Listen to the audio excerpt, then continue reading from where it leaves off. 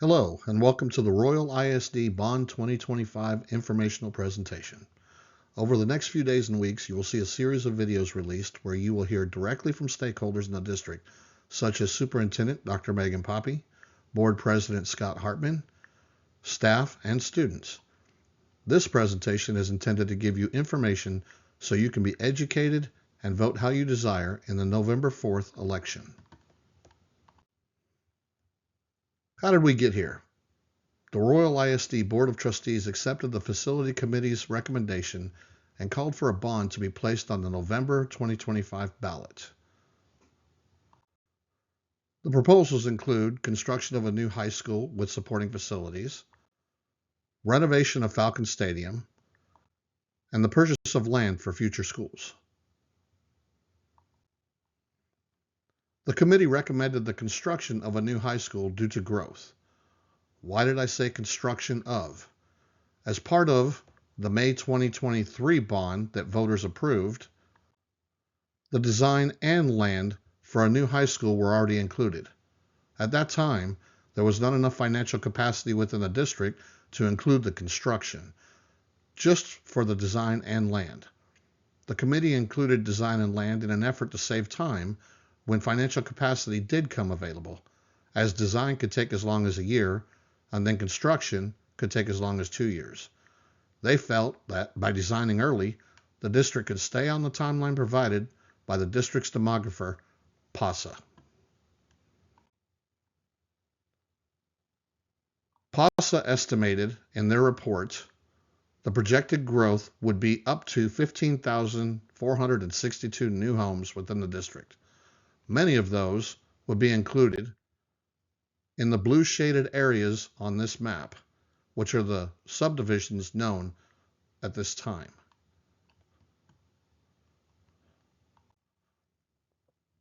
To give you an idea as to where the current high school stands, capacity is 772 students. At the time this slide was created, there were 985 students enrolled in the campus. At this current time, enrollment has exceeded 1,000. I mentioned PASA before. Who is PASA? PASA is a company who specializes in helping communities plan for growth. They help communities understand how many new homes, people, and students can eventually arrive. This slide shows the long-range facilities plan, which is part of the 2023-2024 report. Their 2023-2024 report projects increase of future enrollment. For example, they forecast up to 3,906 students for the 2028-2029 school year, up to 8,776 students for the 2033-2034 school year. To start school this year, RISD opened with an enrollment of 2,710 students. As of October 7th, enrollment had increased to 3,084. This is ahead of PASA's projections. Part of the report showed Royal ISD would need to open a new elementary for this school year, the 2025-2026 school year. That is Royal Prairie Elementary, and it has opened on time. In addition, their report showed construction of a new high school would need to begin in 2026. For this presentation, we will refer to Bond 2023 as Phase 1. Through a series of meetings for the 2023 bond, that committee studied a facility study, financial capacity within the district. Through a series of many meetings and a diverse cross-section of RISD, that committee, as mentioned before, in Phase 1, recommended the purchase of land and design for a new high school. That is shown here. Voters approved. We will refer to Bond 2025 as Phase 2. We talked originally about growth. That was the driver for the recommendation for the high school. In addition, they talked a lot about safety. Safety came in two different forms. The first was referring to portable buildings. The committee expressed a desire to have as many students as possible under one roof at the campuses. At the high school, the district has already spent approximately $800,000 for 4 portable classrooms. Those portable classrooms, by nature, are meant to be temporary, and they are set outside the building. Students who attend class in those portables rotate outside the building. When they need to use the restroom, they have to go back inside the building. They also go inside the building for extracurricular activities and core spaces, such as the cafeteria. The other portion of safety referred to Falcon Stadium. Falcon Stadium is almost 60 years old. It includes a 6-lane track rather than the UIL required 8-lane track. A side note, if this referendum is approved and a new 8-lane track is installed, Royal ISD would potentially be able to host UIL track meets. At this point, they cannot because the track is only 6 lanes. Additional improvements would be additional bleachers that are ADA compliant, as the current bleachers are not ADA accessible. Additional renovations would include a concession stand, restrooms, a new field, lights, and a press box. Let's talk a little about school finance. Why can't the district just use the taxes it already collects and upgrade the stadium or build a school? There are a couple of reasons. One, the state sets the M&O rate, maintenance and operation, for the district. They use a formula and determine what they feel the district needs to operate each year, and then they set a tax rate to collect that amount of tax dollars. The board cannot increase that rate if they determine money is needed for capital improvement projects or anything else. The second reason is Royal ISD is considered a wealthy district. That means if the state feels Royal ISD has collected more property tax than it needs to operate, our ISD has to send money back to the state, where that money can be redistributed to less fortunate schools. Also, if the CAD increases the value of your property and your taxes go up, Royal ISD does not necessarily get to keep that money. If the value of your home goes up, that is included in the formula and largely stays with the state and gets redistributed to less fortunate schools. The money Royal ISD is allowed to keep goes to pay for day-to-day expenses required to operate a school, such as salaries, which in most districts take up 75 to 80% of that M&O budget. Additional things are paid out of that, such as fuel, electricity, ongoing maintenance, textbooks, etc. Why is it that the state sets the tax rate and will not allow a district to increase it to pay for projects like this? They would rather districts go through INS funding, which is interest sinking. INS funding must be approved by voters and is only for items such as buildings, buses, major technology, land, etc. The state wants voters to have a say when those large purchases are made. Side note, INS rates cannot be used for teacher salaries or ongoing day-to-day expenses. If the community desired to pass a bond to give teachers a raise, that cannot happen and is illegal. They cannot be used for that purpose. In easier terms, a bond is a loan. It must be approved by voters, and the INS taxes are collected to make those payments. To compare it to your personal lives, M&O is like our paychecks. It allows us to pay bills and buy groceries. Most of us don't make enough money to pay cash for our cars or houses. INS is like getting a loan for a car or a house. It just needs to be approved by voters and then is paid off over time. Let's talk about the proposed projects in this bond. Proposition A, $350,632,995 is for a 3,000 student capacity high school. The committee did research other capacity levels such as 2,000, 2,500, and 3,500. They settled on 3,000 as a compromise as they felt the smaller capacity schools would not buy the district enough time to keep up with growth.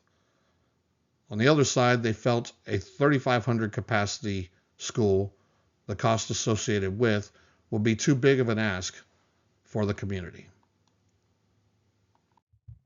Proposition B, as mentioned before, is $9,540,000 and would be for renovation of Falcon Stadium.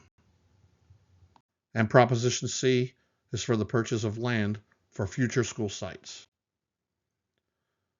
Part of the committee's research included what do school construction costs look like and what might they look like moving forward.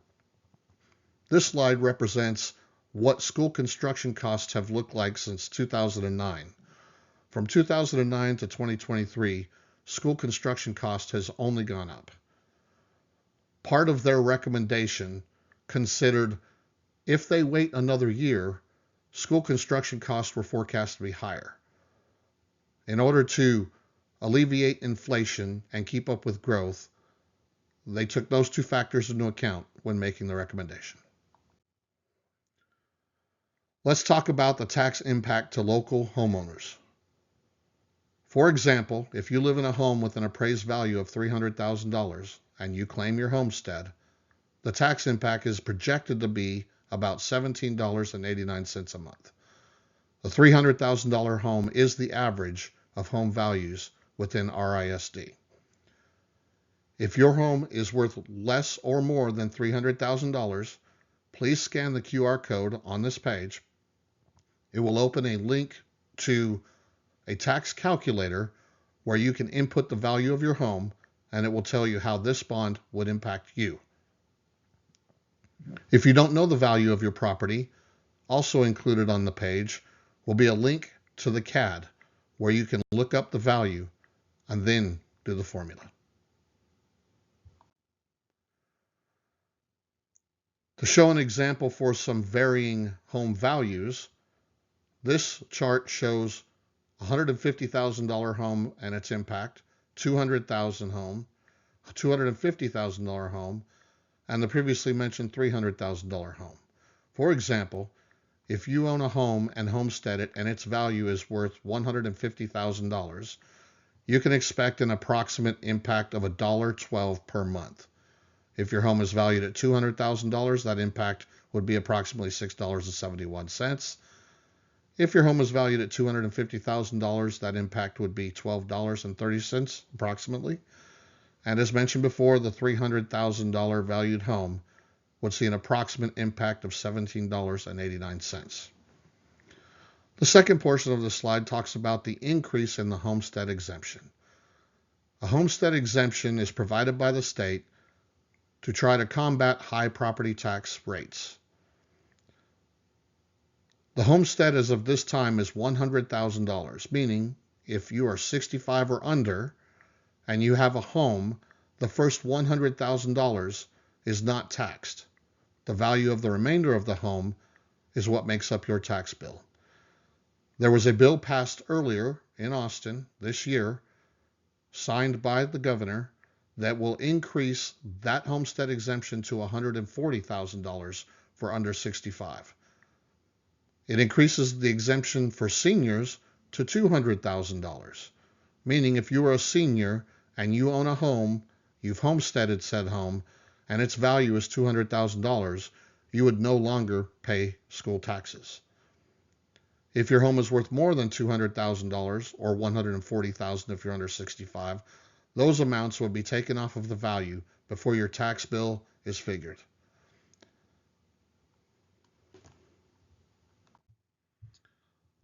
Although the state approved an increase to the homestead exemption and the governor has signed, the increase requires approval by statewide voters. The election to increase the homestead election will be on the same ballot as the bond. You will have the opportunity to vote for or against the increase in the exemption. These elections have typically passed with an average 86% for and 14% against. These elections have never failed, and for the purposes of this presentation, we will assume passage. If you own agricultural land, your ag exemptions will continue.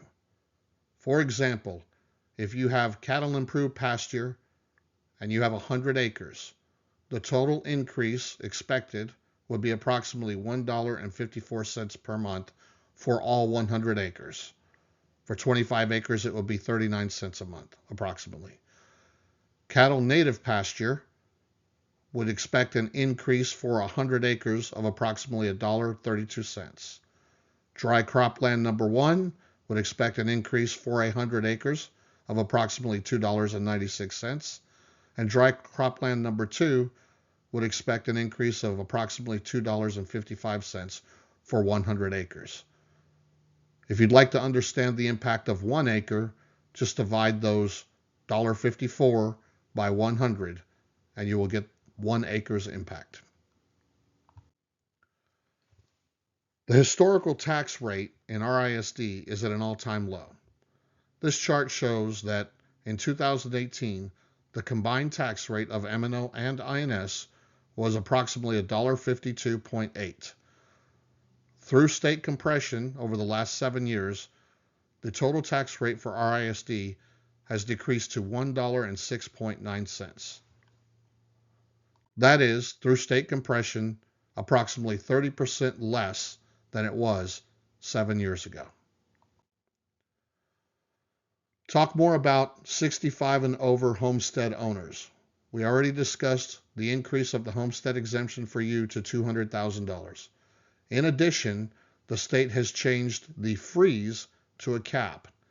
What a cap is, when you write your check at 65, your tax check to the CAD, that is the amount, once capped, if applied for, that you will pay moving forward. So you will not see an increase in your tax bill if this bond were to pass if you are 65 and over and you have a homestead that has been capped. For more information, please contact the CAD. Frequently asked questions, what is a bond? As we discussed before, a bond is a mortgage taken out by a school district to pay for large capital improvement projects that will be paid for with taxpayer dollars over time. It must be approved by voters.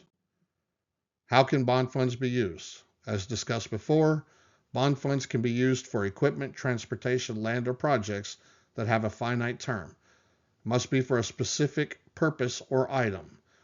It cannot be used for teacher salaries or any ongoing expense. It must be used for what the bond ballot stated those funds could be used for. Remember, be educated and vote how you desire. Early voting begins October 20th and ends October 31st. Election day will be November 4th. You may visit the district website for voting locations. Thank you for watching this presentation and being educated as a voter. For more information, please scan the QR code on this slide or visit the district website. It's a great day to be a Falcon.